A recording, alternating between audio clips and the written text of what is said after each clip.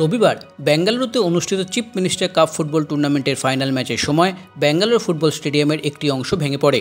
Shantinagar MLA constituency এবং CV Raman নগর MLA কনস্টিটিউয়েন্সির মধ্যে match চলাকালীন একটি দলের ডাগআউটের উপরে থাকা স্ট্যান্ডের একটি অংশ ভেঙে পড়ে। ভিডিও ফুটেজেও দেখা যায় যে ওই স্ট্যান্ডে থাকা দর্শকরা মাটিতে পড়ে যাচ্ছেন। পতনের ফলে কী পরিমাণ আঘাত লেগেছে তা তৎক্ষণাৎ জানা যায়নি। আবার অনেক রিপোর্ট অনুযায়ী জানা যায় যে বেশ কয়েকজন গুরুতর আহত হন।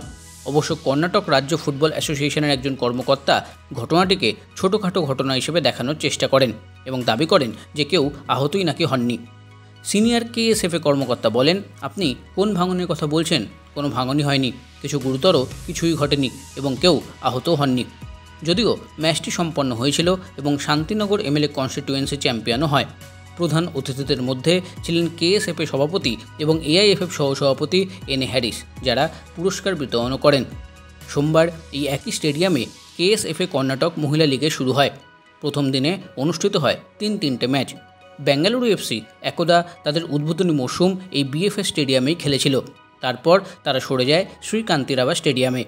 বিএফএস এখনও শীর্ষ রাজ্য পুরুষ এবং মহিলা লিগ, আই লিগ 2 এবং ভারতীয় মহিলা লিগের ম্যাচ আয়োজন করে থাকে।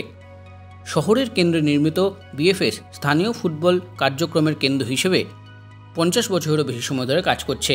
তাই বছরের পর বছর ধরে বিএফএস যে অবহেলায় ভুগছে, ভঙ্গুর অবকাঠামো এবং অপর্যাপ্ত রক্ষণাবেক্ষণের কারণে তা সত্যি দুঃখজনক এবং ভারতীয় ফুটবলের নির্মম অবহেলনার একটি জলজ্যান্ত উদাহরণ।